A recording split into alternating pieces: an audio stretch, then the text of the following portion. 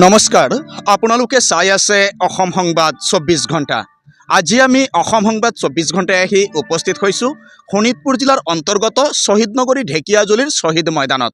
আৰু ঢেকিয়াজুলিৰ শ্বহীদ ময়দানত আজিৰে পৰা শুভাৰম্ভণি কৰা হৈছে থলুৱা উদ্যোগী মেলা। আৰু অসম চৰকাৰৰ তৎপৰতাত আজিৰে পৰা শুভাৰম্ভণি কৰা হৈছে থলুৱা উদ্যোগী মেলা।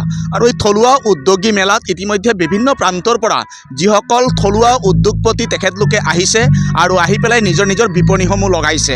আৰু আমি দেখুৱাই আছোঁ এনেদৰেই আজিৰে পৰা শুভাৰম্ভণি কৰা হৈছে থলুৱা উদ্যোগী মেলা শ্বহীদ নগৰী ঢেকিয়াজুলিৰ শ্বহীদ ময়দানত। আৰু আজিৰ পৰা কেইবাদিনজোৰা চলিব এই মেলা। আৰু ইতিমধ্যে এই মেলাত বিভিন্ন প্ৰান্তৰ পৰা আহিছে বিপণীসমূহ, বিভিন্ন প্ৰান্তৰ পৰা বিপণীসমূহ অহা পৰিলক্ষিত হৈছে। আৰু সকলোৱে যিসকল থলুৱা উদ্যোগী তেখেতলোকে নিজৰ নিজৰ বিপণী ইয়াত লগাইছে। আৰু আমি দেখুৱাই আছোঁ এটা পৰিৱেশ, এয়া হৈছে যি ঢেকিয়াজুলিৰ প্ৰতিষ্ঠিত ব্যৱসায়ী বা উদ্যোগপতি বাৰ্মা উদ্যোগৰ প্ৰস্তুত কৰা যিসমূহ থলুৱা চাউল বা গৰুৰ দানা, মুৰ্গীৰ দানা গোটেই ইয়াত আজিৰে পৰা উপলব্ধ হ'ব। আৰু আজিৰ পৰা কেইবাদিনজোৰা চলিব এই মেলা। আৰু এই মেলা আজিৰ পৰা লাগিছে ঢেকিয়াজুলি নগৰৰ শ্বহীদ ময়দানত। আৰু শ্বহীদ নগৰী ঢেকিয়াজুলিৰ শ্বহীদ ময়দানত আজিৰ পৰা কেইবাদিনজোৰা চলিব এই মেলা। আৰু ইতিমধ্যে ঢেকিয়াজুলি সমজিলাৰ প্ৰশাসনৰ উপস্থিতিত শুভাৰম্ভণি কৰা হৈছে এই মেলা। আৰু ইয়াতে ইতিমধ্যে আহি উপস্থিত হৈছে ঢেকিয়াজুলি সমজিলাৰ আৰক্ষী অধীক্ষক ভাৰ্গৱমণি দাস। আমি তেখেতৰ পৰাও এই চেগতে কিছু কথা জনাৰ চেষ্টা কৰিম, যিহেতু অসম চৰকাৰৰ এটা ব্যতিক্ৰমী পদক্ষেপ বা অসম চৰকাৰৰ এটা উদ্যোগতে আজিৰ পৰা শুভাৰম্ভণি কৰা হৈছে থলুৱা উদ্যোগ মেলা। কি ক'ব ছাৰ, আজিৰ পৰা থলুৱা উদ্যোগ মেলা লাগিছে ঢেকিয়াজুলিৰ শ্বহীদ ময়দানত? এইটো এটা খুব এটা আপোনাৰ প্ৰশংসাৰ এইটো এটা বস্তু, যিহেতু আমাৰ সমজিলা ঢেকিয়াজুলিত এনেকুৱা এখন এক্সপ' হৈছে। আমি এক্সপ'খন হোৱাৰ কাৰণে আমি খুবেই গৌৰৱান্বিত অনুভৱ কৰিছোঁ। ইয়াতে যিখিনি আপোনাৰ এক্সপ'ত দোকান আহিছে, তেখেতলোকে বিভিন্ন ধৰণৰ তেখেতলোকৰ বস্তু ইয়াতে প্ৰদৰ্শন কৰিছে।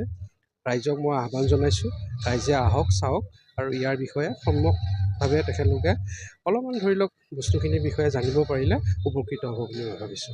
হয়, ইতিমধ্যে শুনিলে ঢেকিয়াজুলি সমজিলাৰ আৰক্ষী অধীক্ষক ভাৰ্গৱমণি দাসে কথাখিনি জনাইছে সকলোৱে আহক, কিয়নো আজিৰে পৰা শুভাৰম্ভণি কৰা হৈছে এই থলুৱা উদ্যোগী মেলা। আৰু থলুৱা উদ্যোগী মেলাত সম্পূৰ্ণ থলুৱাভাৱে প্ৰস্তুত কৰা সামগ্ৰীহে ইয়াত লাভ কৰিব, পাবলৈ সক্ষম হ'ব গ্ৰাহকসকলে। আৰু ইয়াতে আছে বাৰ্মা উদ্যোগৰ স্বত্বাধিকাৰী, আমি তেখেতৰ পৰাও কিছু কথা জনাৰ চেষ্টা কৰিম।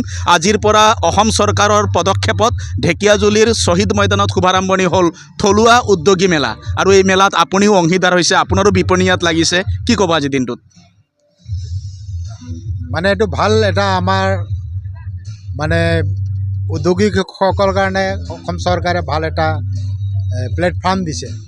এইটোত মানে আমাৰ অলপ মানে প্ৰচাৰো হয়, যিকোনো যেতিয়া আমাৰ বিবিধ ধৰণে নিজৰ নিজৰ প্ৰডাক্ট মানুহে ৰাইজক দেখাব পাৰে, ৰাইজে খুলি মন চাব পাৰে আৰু লৈ ইয়াৰ পৰা কিনি পেলাইও টেষ্টিঙো কৰিব পাৰে। সেইটো সুবিধা দিছে আমাৰ অসম চৰকাৰে।